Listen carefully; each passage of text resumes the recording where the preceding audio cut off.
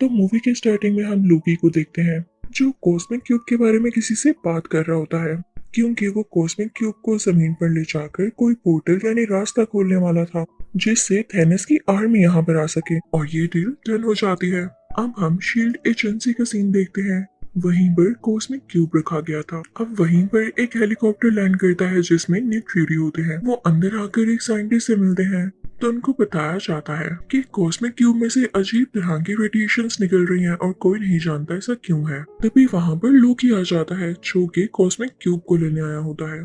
सब लोग फौरन से कॉस्मिक क्यूब को गार्ड करने लगते हैं, लेकिन लोकी अपनी पावर्स का यूज करते हुए उन्हें दूर दूर गिरा देता है और कॉस्मिक क्यूब उठाकर भागने लगता है। निक फ्यूरी पीछे से उसे शूट कर रहा होता है और उसके पीछे कार्स में कुछ लोग जाते हैं, लेकिन वो भागने में कामयाब हो जाता है। अब निक फ्यूरी वहाँ के लोगों से कहते हैं कि हमें द एवेंजर्स की टीम बनानी होगी, हमें कॉस्मिक क्यूब को दोबारा से पाना होगा। अब यहाँ पर हमें एक और बात पता चलती है कि शील्ड एजेंसी ने थैनोस और उसके लोगों से लड़ने के लिए एक बहुत ही ज्यादा पावरफुल वेपन बनाया होता है जो कि कॉस्मिक क्यूब की एनर्जी से ही बना था। अब निक फ्यूरी सीधा कैप्टन अमेरिका के पास जाते हैं जो कि फर्स्ट एवेंजर है। निक फ्यूरी से सब कुछ बताते हैं कि कॉस्मिक क्यूब को चुरा लिया गया है और उसे वापस लाने में तुम्हारी हेल्प की जरूरत है। दूसरी तरफ हम नताशा को देखते हैं जो कि इंडिया जाकर हल्क को लाती है और उसे कहती है कि तुम्हें कॉस्मिक क्यूब के बारे में काफी नॉलेज है, तो हमें तुम्हारी मदद चाहिए ताकि हम उसको दोबारा से पा सकें। और उधर हम एक एजेंट को देखते हैं जो कि टोनी स्टार्क से इस बारे में बात करता है और अब ये भी एवेंजर्स की टीम में शामिल हो जाता है। अब उसी एजेंट को हम प्लेन में कैप्टन अमेरिका के साथ देखते हैं। वो उसे कहता है कि आपका काम बहुत अच्छा है और मैं इसको एडमायर करता हूँ। अब प्लेन लैंड हो जाता है और कैप्टन अमेरिका मिलता है हल्क और नताशा से। वो लोग एक दूसरे से मिलकर बहुत ज्यादा खुश होते हैं। अब वो लोग एक बहरी जहाज पर बैठ जाते हैं, लेकिन कुछ ही देर में वो बहरी जहाज उड़ने लगता है, यानी वो एक फ्लाइंग क्राफ्ट था। और फिर उसके बाद निक फ्यूरी एक होलोग्राम क्रिएट करते हुए उसको इनविजिबल कर देते हैं। उधर हम लोकी को शील्ड के उन्हीं दो लोगों के साथ देखते हैं। उन लोगों में बात चल रही होती है कि कॉस्मिक क्यूब बहुत ज्यादा पावरफुल है, हम इसे तब तक कंट्रोल नहीं कर सकेंगे जब तक इसकी रेडिएशंस थोड़ी कम न कर लें। और ऐसा एलिमेंट है जिसका नाम इरेडियम है और वो हमें जर्मनी से मिलेगा। तो लोकी और शील्ड का एक आदमी डिसाइड करते हैं कि वो लोग जर्मनी जाएंगे और वो लोग वहाँ चले भी जाते हैं। उधर निक फ्यूरी को पता चल जाता है कि लोकी और दूसरा आदमी जर्मनी पहुंच चुके हैं, तो कैप्टन अमेरिका से कहता है कि फौरन से अपना सूट तैयार कर लो। अब कैप्टन अमेरिका अपना नया आउटफिट पहन कर आता है। उधर हम जर्मनी का सीन देखते हैं जहाँ पर काफी अच्छी पार्टी हो रही होती है। वहाँ पर वहाँ के कमांडर भी होते हैं। तो तभी वहाँ पर एंट्री होती है लोकी की जो अपनी स्टिक से सबको मारता जाता है और कमांडर को गले से पकड़ते हुए एक जगह पर लेटाता है और उसकी आंख का होलोग्राम स्कैन करता है और उसे अपने साथी तक भेज देता है। और ऐसा उसने इसलिए किया ताकि कमांडर की आंख को स्कैन करते हुए उसका साथी इरेडियम को हासिल कर ले। उसका साथी जल्दी ऐसा कर लेता है, वहां से चला जाता है, लेकिन लोकी इधर ही होता है क्योंकि वो चाहता था कि वो सब लोगों के सामने अपनी पावर दिखाए और सब लोग उसे स्ट्रॉन्ग समझें और उसके बाद वो इन पर रूल कर सके। लोकी उन सब से कहता है कि मेरे सामने झुक जाओ, लेकिन तभी क्राउड में से एक बूढ़ा आदमी बोलता है कि हम तुम्हारे सामने कभी भी नहीं झुकेंगे। तो लोकी अपनी मैजिक स्टिक से कुछ एनर्जी निकालता है और उस पर फेंकता है, लेकिन इससे पहले कि वो उस बूढ़े आदमी को टच होती और वो मारा जाता, कैप्टन अमेरिका वहां पर पहुंचकर अपनी शील्ड आगे कर देता है जिससे वो बूढ़ा आदमी बच जाता है। वहां पर कैप्टन अमेरिका लोकी से कहता है कि तुम्हारी भूल है कि ये लोग तुम्हारे सामने झुकेंगे। सब जानते हैं कि तुम कैसे हो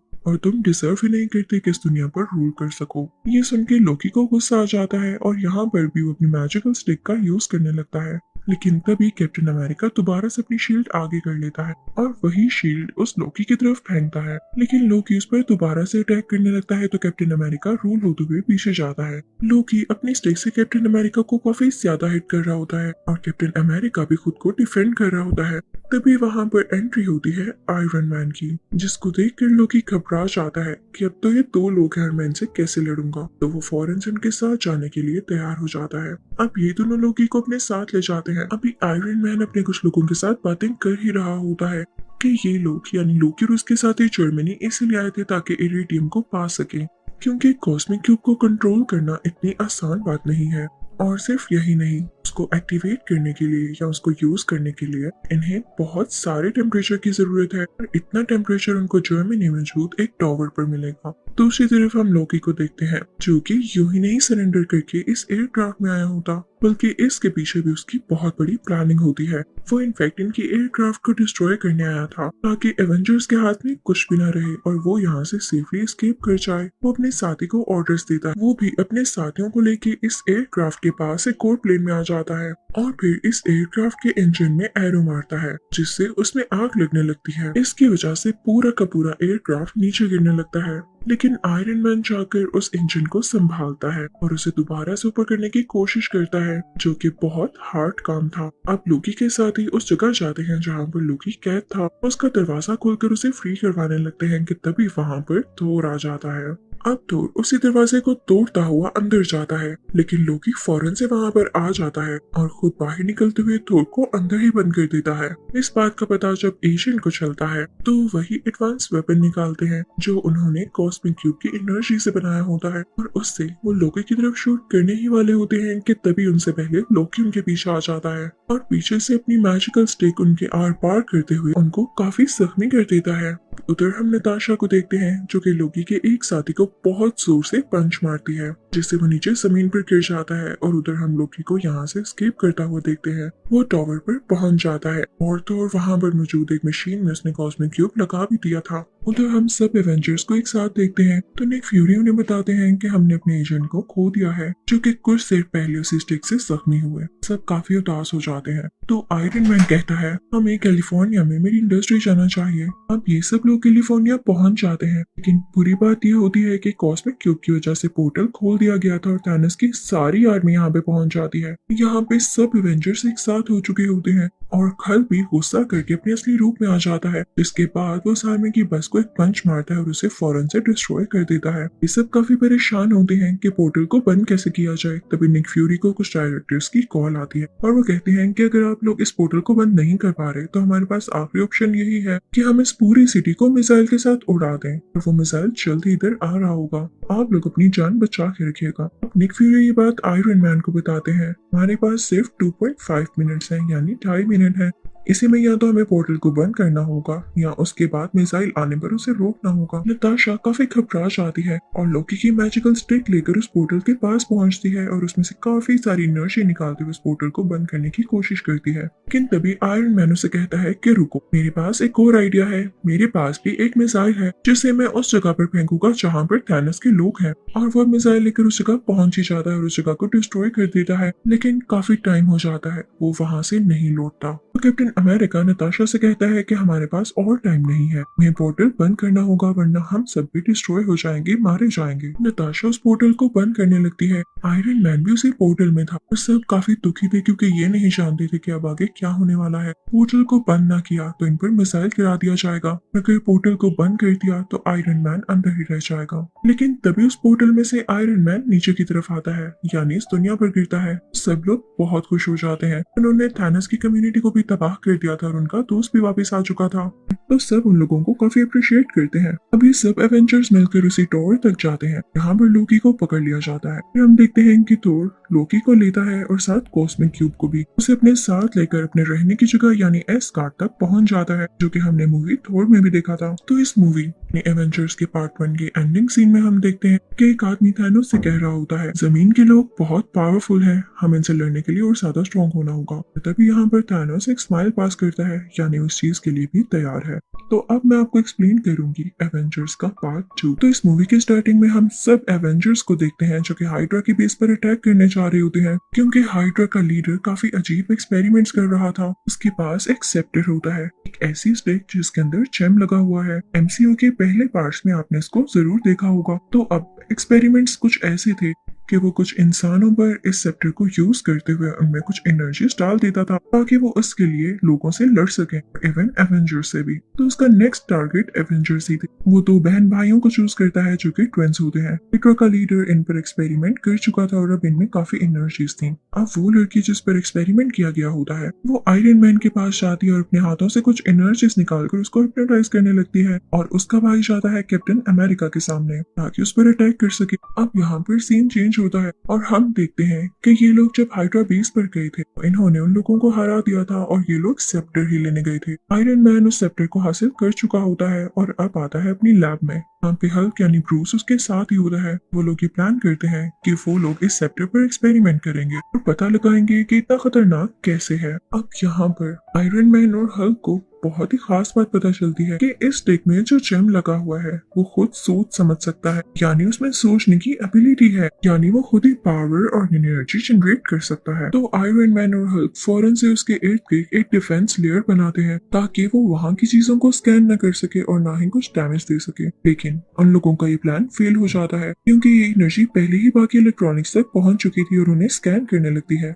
वहां पर आयरन मैन का एक और पर्सनल कंप्यूटर होता है जो कि खुद की इंटेलिजेंस रखता था। वो अपने अंदर से रेस निकालने लगता है और सेप्टर से लड़ने लगता है ताकि वो बाकी इलेक्ट्रॉनिक्स को डैमेज न कर सके और ना ही उन्हें रीड कर सके। लेकिन सेप्टर भी अपने अंदर से रेस निकालकर उस कंप्यूटर को डिस्ट्रॉय कर देता है और इसके बाद सेप्टर यहाँ से किसी दूसरे इलेक्ट्रॉनिक में शिफ्ट होकर भाग जाता है। सेप्टर वहां से निकलते हुए उस पूरे टावर को डिस्ट्रॉय कर देता है। इसके बाद वो हाइड्रा बेस जाता है ताकि थोड़ा बहुत खुद को रिकवर कर सके और अपनी एनर्जीज को एनहांस कर सके। अब यहाँ पे हम देखते हैं कि सेप्टर अपनी बॉडी को काफी ज्यादा ट्रांसफॉर्म कर चुका होता है और वो अब एक रोबोटिक फॉर्म में आ जाता है जिसका नाम है अल्ट्रॉन। अल्ट्रॉन उन्हीं ट्विंस के पास जाता है। वो उनसे कहता है कि तुम मेरी आर्मी में शामिल हो जाओ, हम आयरन मैन और बाकी एवेंजर्स के खिलाफ लड़ेंगे। तो वो ट्विंस भी फौरन से मान जाते हैं क्योंकि वो कहते हैं कि आयरन मैन ने मेरे पेरेंट्स की जान ली थी। अब ये लोग सीधा जाते हैं एक वेपन डीलर के पास जो कि बहुत ही ज्यादा एडवांस वेपन्स बनाया करता था। अल्ट्रॉन उससे अपने लिए भी वेपन बनाने का कहता है लेकिन वो उसे बहुत सारे पैसों की डिमांड करता है। अब अल्ट्रॉन के पास ये पावर्स थी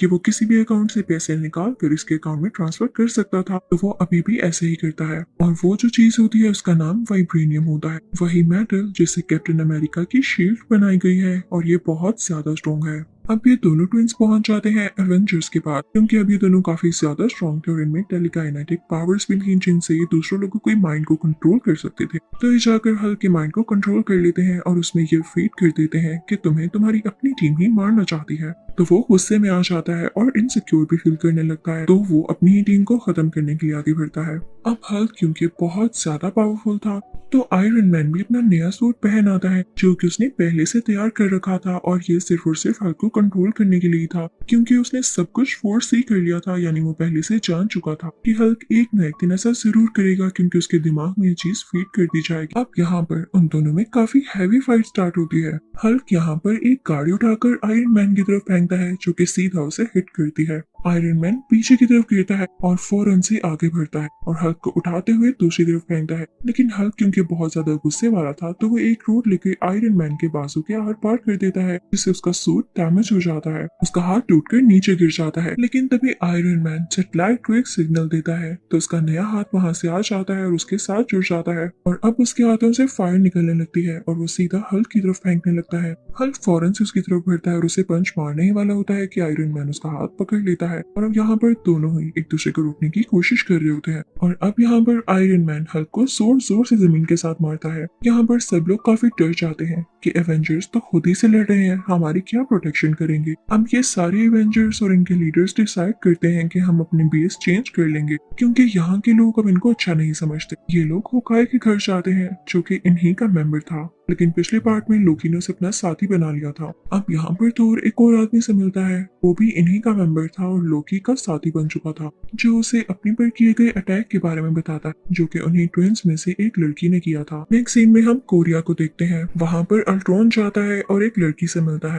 अल्ट्रॉन क्योंकि उसी जेम की पावर से बना होता है तो वो चाहता था कि उसी जेम को एक बार दोबारा से यूज करके उसे वाइब्रेनियम के साथ मिलाकर और ज्यादा स्ट्रॉन्ग किया जाए। तो उस लेडी से कहता है कि तुम मेरी इस काम में मदद करो, लेकिन तभी वहाँ पर उन ट्विन बहन भाइयों में से लड़की उसका माइंड रीड कर लेती है तो उसे पता चलता है कि ये उसी सेप्टर को दोबारा से वाइब्रेनियम के साथ मिलाकर अपने लिए एक बहुत पावरफुल वेपन तैयार करना चाहता है ताकि इससे ये सब इंसानों को मार सके और यहाँ पर रूल कर सके। तो उसे ये बात बिल्कुल अच्छी नहीं लगती क्योंकि वो खुद भी एक इंसान थी। वो काफी रोने लगती है। अल्ट्रॉन से कहती है कि हमें तो ये लगता था कि तुम आयरन मैन के अगेंस्ट हो, लेकिन तुम तो पूरी दुनिया को खत्म करना चाहते हो, तो सॉरी, इस काम में हम तुम्हारी कोई हेल्प नहीं करेंगे। तभी वहाँ पर एंट्री होती है कैप्टन अमेरिका, नताशा और होकाई की। वो लोग वहाँ से कोई सिंथेटिक बॉडी लेने आए थे। ताशा उस प्लेन का दरवाजा खोलती है जिसे सिंथेटिक बॉडी वो लोग हासिल कर लेते हैं। अब ये लोग बेस पर आते हैं जहाँ पर आयरन मैन उसको यूज करते हुए अपना कंप्यूटर वापस लाने की कोशिश करता है। अब यहाँ पर थोर भी अपना हैमर लाता है और उसमें से काफी ज्यादा इलेक्ट्रिसिटी और एनर्जी निकालने लगता है ताकि वो उस जेम को एक्टिवेट कर सके। तो उसे पता चलता है कि ये जेम कोई आम जेम नहीं बल्कि ये 6 इन्फिनिटी स्टोन्स में से एक स्टोन है। और तभी यहाँ पर जनरेट होता है एक कोर कैरेक्टर जिसका नाम है विजन और ये इसी स्टोन से बना है। अब फोटोन और ट्विंस भी एवेंजर्स के साथ मिल चुके होते हैं क्योंकि वो ह्यूमैनिटी को बचाना चाहते थे, क्योंकि वो ये नहीं चाहते थे कि बाकी लोग भी उसी तरह मारे जाए जैसे उनके पेरेंट्स मारे गए। अब ये लोग सारे मिलके अल्ट्रॉन के उसी बेस पर जाते हैं जो कि उसने वाइब्रेनियम से कुछ ही देर पहले प्रोड्यूस की है, ताकि वहां पर जाकर ये लोग उसे डिस्ट्रॉय कर सके। अब उधर अल्ट्रॉन ये चाहता था कि जहां पर उसकी बेस है वो सिटी को आसमान में उठा ले और फिर उसके बाद उसे पूरी दुनिया पर जोर से मारे ताकि वहां पर ब्लास्ट हो और सारी ह्यूमैनिटी डिस्ट्रॉय हो जाए। उसके बाद ये खुद यहाँ पर रूल कर सके और हर चीज नई तरीके से बना सके। लेकिन एवेंजर्स को इस बात का पता पहले से ही चल जाता है और वो सब रेडी होकर वहां पर पहुंच जाते हैं। लेकिन जैसे ही वहां पर ये लोग पहुंचते हैं तो अल्ट्रॉन की आर्मी इन पर अटैक करने लगती है। ये लोग उनको रोकने की कोशिश करते हैं लेकिन तभी वहां पर निक फ्यूरी आ जाते हैं जो उन पर फायरिंग शुरू कर देते हैं। इस लड़ाई में उन ट्विन बहन भाइयों में से उस भाई की जान चली जाती है, इसकी वजह से उसकी बहन को बहुत ज्यादा दुख होता है और वो रोने लगती है और ये डिसाइड करती है कि वो अल्ट्रॉन को मार डालेगी और उसे खत्म ही कर देगी। वो लड़की अल्ट्रॉन के पास जाती है, अपनी पावर्स का यूज करते हुए उसका दिल उसकी चेस्ट से बाहर निकाल लेती, जैसे उसने किसी फोर्स और अट्रैक्शन का यूज किया हो। उसमें इतनी पावर्स जो थी। यहाँ पर अल्ट्रॉन मारा जाता है और किसने सोचा था कि इसे मारने वाली यही लड़की होगी। लेकिन तभी वहां पर एक और रोबोट आता है जिसका स्ट्रक्चर अल्ट्रॉन जैसा ही था। वो उस मशीन को एक्टिवेट कर देता है जिससे सिटी का पार्ट ऊपर उठने वाला था। अब वो शहर का हिस्सा आसमान में ऊपर आने लगता है और तेजी से नीचे गिरने ही वाला होता है, लेकिन आयरन मैन और थोर वहां जाकर उसको रोकते हैं और आयरन मैन अपनी चेस्ट में से कुछ एनर्जी निकालता है जिससे वो सिटी वहीं डिस्ट्रॉय हो जाती है। यानी यहाँ पर अब अल्ट्रॉन भी डिस्ट्रॉय हो चुका था और उसका ये प्लान भी खत्म हो चुका था, यानी अब कहीं पर डिस्ट्रक्शन नहीं होगी। मूवी के लास्ट सीन में हम देखते हैं एवेंजर्स का एक और बेस बनाया गया है। अब थोर इन लोगों से कहता है कि मुझे एस्गार्ड वापस जाना होगा